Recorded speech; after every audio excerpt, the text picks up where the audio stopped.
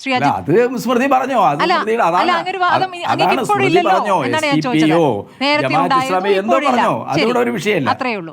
Shri M A Ajith Kumar അങ്ങ് പറഞ്ഞോളൂ. സർക്കാർ അല്ല, ഞാൻ അദ്ദേഹത്തേക്ക് ഒന്ന് പോയിക്കോട്ടെ. സർക്കാർ ജീവനക്കാരുമായി ബന്ധപ്പെട്ട് അങ്ങ് പറഞ്ഞു വരികയായിരുന്നു, പറഞ്ഞോളൂ.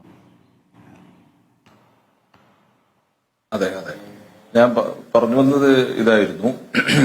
ഇവിടെ തെരഞ്ഞെടുപ്പിന് ശേഷം പെട്ടിയിലായ വോട്ടിന്റെ കണക്കുകൂട്ടലുകളെ സംബന്ധിച്ച് വിശകലനമാണ് നടക്കുന്നതെങ്കിൽ പെട്ടിയിലാകാൻ കഴിയാത്ത വോട്ടിനെ കുറിച്ച്, അവകാശ ലംഘനത്തെ കുറിച്ചാണ് കേരളത്തിലെ സർക്കാർ ജീവനക്കാർക്ക് അതുമായി തെരഞ്ഞെടുപ്പുമായി ബന്ധപ്പെട്ട് സൂചിപ്പിക്കാനുള്ള ഒരു ഭാഗം.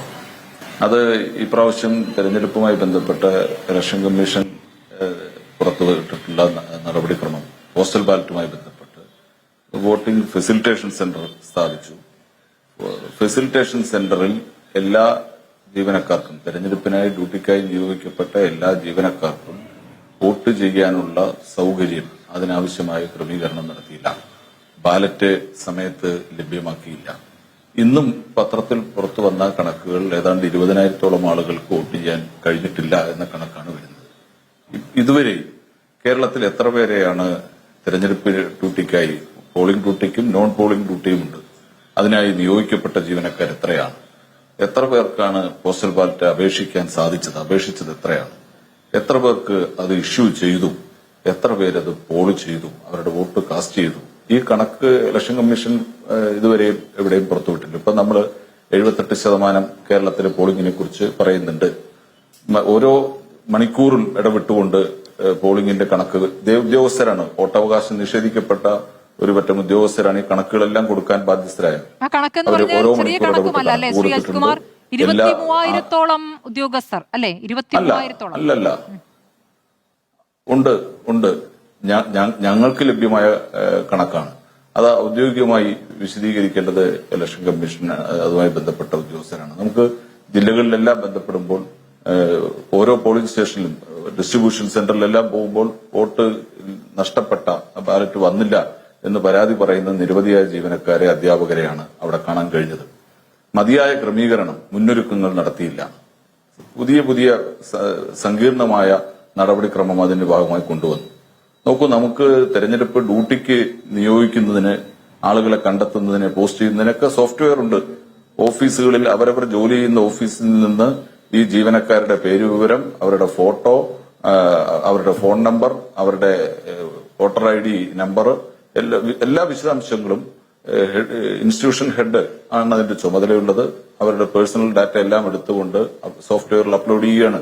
അപ്ലോഡ് ചെയ്തു കഴിഞ്ഞാൽ അത് ഇലക്ഷന്റെ ബന്ധപ്പെട്ട ജില്ലാ ഭരണാധികാരി അത് റാൻഡമൈസേഷൻ നടത്തിക്കഴിഞ്ഞാൽ ഓരോ ഉദ്യോഗസ്ഥനെയും എവിടെയാണ് പോസ്റ്റ് ചെയ്യുന്നത്, തെരഞ്ഞെടുപ്പ് ഡ്യൂട്ടിക്ക് പോസ്റ്റ് ചെയ്യുന്നത്, ആ പോസ്റ്റിംഗ് ഓർഡർ ഇതേ സോഫ്റ്റ്വെയറിലൂടെ അതാത് ഇൻസ്റ്റിറ്റ്യൂഷനിൽ തന്നെ ഡൗൺലോഡ് ചെയ്തെടുക്കുകയാണ്. ഇപ്പൊ പോളിംഗ് ഡ്യൂട്ടിക്ക് നിയോഗിക്കുന്ന പ്രക്രിയയിലെല്ലാം ഈ നടപടിക്രമങ്ങൾക്കൊക്കെ ഈ സാങ്കേതിക വിദ്യയെല്ലാം ഉപയോഗിച്ചു. എന്നാൽ അവിടെ നിന്ന് അങ്ങോട്ട് ജീവനക്കാരന്, ഇലക്ഷന്റെ ഭാഗമായി നിയോഗിക്കപ്പെടുന്ന ജീവനക്കാരന് തപാൽ വോട്ടിന് അപേക്ഷിക്കാൻ സോഫ്റ്റ്വെയർ സംവിധാനമില്ല, ഓൺലൈൻ സംവിധാനമില്ല. അത് പഴയതുപോലെ കടലാസിൽ എഴുതി അതിന്റെ പോസ്റ്റിംഗ് ഓർഡർ ഇഷ്യൂ ചെയ്ത ആളുകൾ തന്നെ പോസ്റ്റിംഗ് ഓർഡറിന്റെ കോപ്പി, ID കാർഡിന്റെ കോപ്പി, ഈ കോപ്പിയെല്ലാം വെച്ചുകൊണ്ട് RO ട്രെയിനിങ് നടത്തുന്ന സ്ഥലത്ത് കൊണ്ട് നേരിട്ട് കൊടുക്കണം. മതിയായ ദിവസം ഉണ്ടായിരുന്നില്ല. ഞങ്ങൾ 4-5 തവണ ഇലക്ഷൻ കമ്മീഷന് ചീഫ് ഇലക്ടറൽ ഓഫീസർക്ക് പരാതി കൊടുത്തു, നേരിട്ട് കണ്ടു, ബന്ധപ്പെട്ട ഉദ്യോഗസ്ഥന്മാരെ ജില്ലകളിലുമൊക്കെ അറിയിച്ചു. പക്ഷെ മതിയായ സംവിധാനം ഉണ്ടാവാതെ വന്നതുകൊണ്ടാണ് കേരള യൂണിയൻ ഹൈക്കോടതിയെ സമീപിക്കേണ്ടി വന്നത്. ഹൈക്കോടതി ഇടപെടലുണ്ടായി. 8-ാം തീയതിയാണ് ഹൈക്കോടതി ഇടപെടലുണ്ടായത്. അതുവരെ ഉദ്യോഗസ്ഥ തലത്തിൽ ഇത് പരിഹരിക്കാനാണ് ശ്രമിച്ചത്, നടന്നില്ല. 8-ാം തീയതി ഹൈക്കോടതിയിൽ നിന്ന് ഡയറക്ഷൻ കൊടുത്ത് അന്ന് കുറേയധികം ശ്രമമൊക്കെ നടത്തി. പക്ഷേ ജില്ലയ്ക്ക് പുറത്തുള്ള വോട്ടർമാർ, അവർക്ക് വോട്ട് ചെയ്യാൻ കഴിഞ്ഞില്ല. ജില്ലയ്ക്കകത്ത് തന്നെ ഉള്ള വ്യത്യസ്ത മണ്ഡലങ്ങളിൽ ജോലി ചെയ്യുമ്പോൾ അതിന് ഏർപ്പെടുത്തിയ സംവിധാനമാണ്. ഒരു റിട്ടേണിംഗ് ഓഫീസർക്ക് നേരിട്ട് കൈകാര്യം ചെയ്യാൻ കഴിയുന്നതെല്ലാം അതിന് പ്രത്യേകമായി മറ്റൊരു കേന്ദ്രമുണ്ടാക്കി, അപേക്ഷ പോകുന്നതിന് ഒരു തട്ട്, തിരിച്ചു വരുന്നതിന് ഒരു തട്ട്, ഈ തട്ട് സംവിധാനങ്ങൾ കൂടുതലാവുകയും ജീവനക്കാർക്ക് യഥാസമയം ബാലറ്റ് എത്താതിരിക്കുകയും ചെയ്തു. ഇപ്പോഴും ഞങ്ങളുടെ ആവശ്യം, പോളിംഗ് കഴിഞ്ഞിട്ടുണ്ട്, പോളിംഗ് കഴിഞ്ഞാലും ഈ ഇഷ്യൂ ചെയ്ത ബാലറ്റുകൾ, അതാത് റിട്ടേണിംഗ് ഓഫീസർമാർ ഇഷ്യൂ ചെയ്ത ബാലറ്റുകൾ അവരുടെ കൈകളിലുണ്ട്. ആ ബാലറ്റ് ഉപയോഗിച്ച് ഇനിയും ഫെസിലിറ്റേഷൻ സെന്റർ വരുന്ന ദിവസങ്ങളിലും പ്രവർത്തിക്കാം. കൌണ്ടിംഗ് 4-ാം തീയതിയുള്ളൂ. പണ്ടെല്ലാം ചെയ്തുകൊണ്ടിരുന്നത് ബാലറ്റ് ഇഷ്യൂ ചെയ്യുന്നത് പോളിംഗിന്റെ തലേദിവസമാണ് ഡിസ്ട്രിബ്യൂഷന്റെ തലേദിവസം വൈകുന്നേരം വരെ മാർക്കഡ് കോപ്പി സീൽ ചെയ്യുന്നതിന് മുമ്പ് ലഭിക്കുന്ന എല്ലാ അപേക്ഷകളും സ്വീകരിക്കാൻ റിട്ടേണിംഗ് ഓഫീസർമാർ ചെയ്തിരുന്നു. അങ്ങനെ ചെയ്യുകയും തപാലിൽ അയച്ച് പോളിംഗ് ദിവസം മുമ്പ് വോട്ടെണ്ണൽ കേന്ദ്രത്തിലേക്ക് എത്തുന്ന ബാലറ്റുകൾ കൌണ്ട് ചെയ്യുകയും ചെയ്യുമായിരുന്നു. ഇപ്പോ അതിൽ മാറ്റം വരുത്തിയാണ് ഫെസിലിറ്റേഷൻ സെന്ററിലേക്ക് പോയത്. എന്നാൽ നടപടിക്രമങ്ങൾ വല്ലാതെ സങ്കീർണമാക്കിയതിലൂടെയും ആധുനിക സാങ്കേതിക വിദ്യയൊന്നും ഉപയോഗപ്പെടുത്താതിരുന്നതിലൂടെയും ജീവനക്കാർക്ക് യഥാസമയം വോട്ട് ചെയ്യാൻ കഴിഞ്ഞിട്ടില്ല.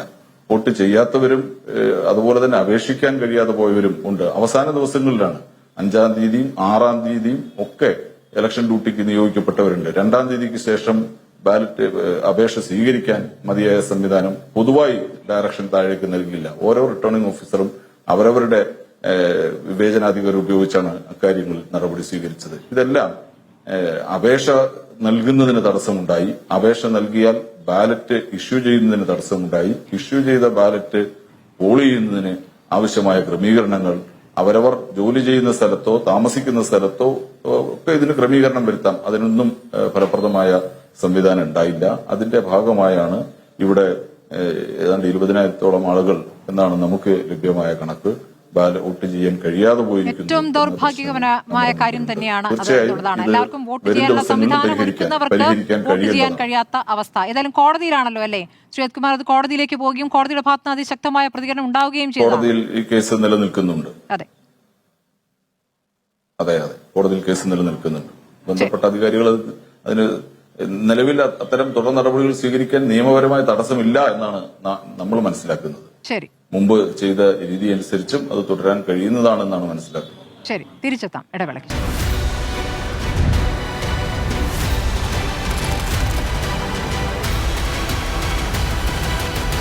ഡിബേറ്റ് വിത്ത് സ്മൃതി പരുത്തിക്കാട്.